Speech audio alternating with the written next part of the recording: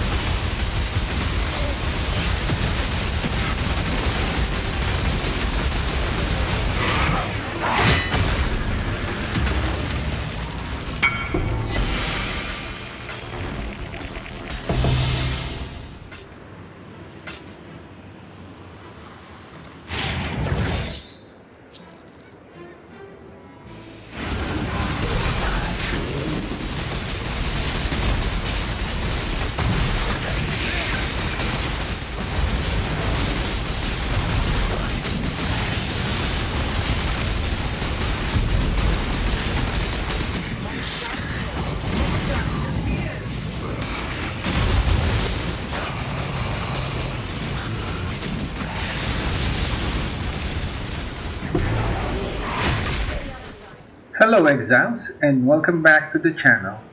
As we gear up to explore the exciting world of Path of Exile 2, I wanted to share my final build in Path of Exile, the Penance Brand of Dissipation with the Slayer Ascendancy. This build was inspired by Travic, and I followed his guide closely. If you're interested in a deeper dive into the mechanics, or the multi-mirror version of this build, you'll find the link to his video and channel in the description below. While I didn't manage to acquire a multi-mirror one, which can push this build to an insane 100 to 200 million DPS, my version still packs a serious punch. Here's what the build could do. 32 million DPS, which is enough to handle endgame content with ease. 900k EHP, which is very tanky.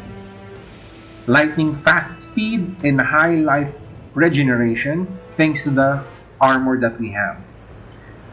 It can generate up to a total of 36 charges with its power, endurance, and frenzy charges, leading to some truly crazy numbers. This build is incredibly versatile. It can easily clear Sanctum, demolish bosses, and even tackle Heist content.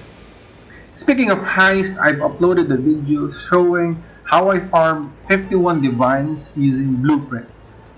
Feel free to check that out if you're interested.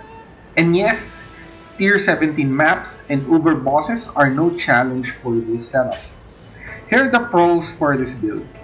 It's extremely tanky and very fast with excellent sustain. Highly effective against both bosses, single target encounters. Scales very well with charges and gear optimization. For the cons, it's very gear dependent. This build relies on several unique items, which limits flexibility in other slots. You'll mainly be adjusting your cast speed and resistances on your rings and gloves. Expensive upgrades. For instance, a +1 max power charge implicit ring will cost you at least 200 divines right now. It needs a high level character. You'll want to be around level 97 to feel the full potential of this build. Slower pack clearing compared to some AoE heavy skills.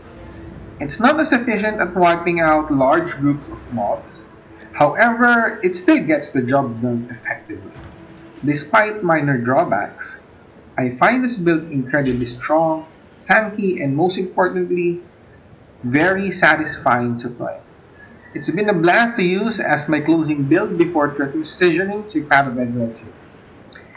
That's all for now, Exiles. I've already started exploring Path of Exile 2, and I'm excited to share my experience and playthrough with you soon. If you enjoyed this video or found it helpful, don't forget to like, subscribe, and hit the bell icon so don't miss out my upcoming content. Thank you for watching, and I'll see you in Path of Exile 2.